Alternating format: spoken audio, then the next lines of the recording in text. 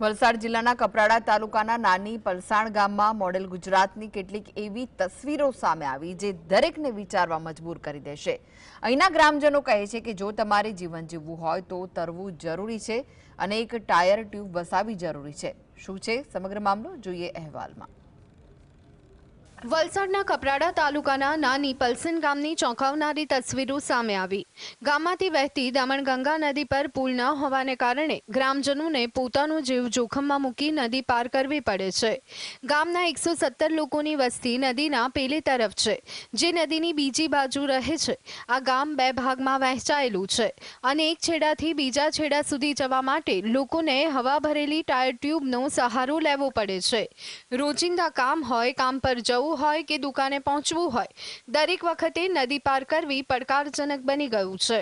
સ્થાનિક લોકો લાંબા સમયથી નદી પર પુલ બનાવવાની માંગ કરી રહ્યા છે, પરંતુ હજી સુધી કોઈ જ ઉકેલ આવ્યો નથી। સમસ્યા ઘણી છે। નદી પાર કરવા માટે અમને ટૂંક પર બેસીને જવું પડે, પછી એ ટૂંક પર જવું પડે, કોઈક વખત લાકડા પર બેસવું પડે। વધારે નદી આવે તો પેલી બાજુ જ રોકાવું પડે અને એક દિવસ ભૂખું બી રહેવું પડે। કંઈ કહેવાય નહીં, પાણીનો પ્રવાહ વધી જાય તો 2 દિવસ બી લાગી જાય। અને આ સ્ત્રીઓને મહિનાવાળી હોય તો ટૂંક પર બેસાડીને લાવવું પડે, અન્ય બીમારી હોય તો બી ટૂંક પર બેસાડીને લાવવું પડે। સ્થાનિકોનું કહેવું છે કે ચોમાસાની ઋતુમાં પરિસ્થિતિ વધુ ખરાબ થાય છે, જેના કારણે જીવનું જોખમ વધે છે। શાળાએ જતા બાળકો તો 3 મહિના સુધી શાળાએ પણ જતા નથી, કારણ કે વાલીઓ બાળકોનું જોખમ લેતા નથી।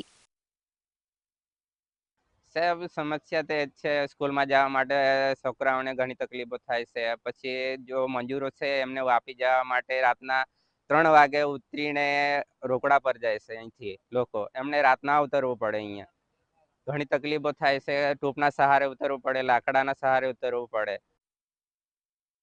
ગામની બીજી તરફ ખેતર ધરાવનારા ગ્રામજનોને ખેતી માટે દરરોજ તરીને જવું પડે છે। મેડિકલ ઇમરજન્સી હોય અથવા કોઈ બીમાર પડે કે કોઈનું મૃત્યુ થાય તો પણ આ જ રીતે ટ્યુબ ઓર બાંધી લઈ જવું પડે। ગામની આ હકીકત તંત્ર અને નેતાઓ પણ જાણે છે, છતાં અહીં કોઈ ફરકતું નથી। અહીંના સરપંચનું કહેવું છે કે ઘણા સમયથી આ જગ્યાએ અમે બ્રિજની માંગ કરી રહ્યા છીએ। અહીં એક કોઝવે બનાવવામાં આવ્યું છે, જેની જરૂર ન હતી। એમાં આવવા જવા માટે કોઈ પુલ કે કોઈ ચેકડેમ કે કોઝવે નથી અને લોકોને આવવા જવા માટે ઘણી તકલીફો પડી રહી છે, જેવી કે બાળકોને પ્રાથમિક સ્કૂલમાં આવવાનું હોય, આંગણવાડીમાં આવવાનું હોય, ગ્રામ પંચાયત સ્તરે કોઈ કચેરીનું કોઈ કામ હોય અથવા તો અનાજ લેવા આવવું પડતું હોય કંટ્રોલમાં, તો પણ માત્ર ને માત્ર એ ટાયરના ટ્યુબના સહારે જ અમારે આવવું પડે છે।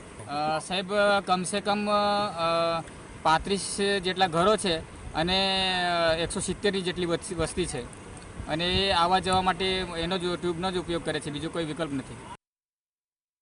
તંત્રને અહીંના ગામ લોકોએ વાસ્તવિકતા જણાવી હતી, છતાં અહીં 2 કરોડના ખર્ચે ચેકડેમ બનાવ્યું, જેના બદલે બ્રિજ બનાવવામાં આવ્યો હોત તો ગ્રામજનોની વર્ષો જૂની સમસ્યાનું નિરાકરણ આવત। પરંતુ ઘોર નિંદ્રા અને સેટિંગમાં પડેલું તંત્ર ગ્રામજનોની તકલીફ સામે આંખ આડા કાન કરી રહ્યું છે। પ્રિયાંક પટેલ, GSTV, વલસાડ।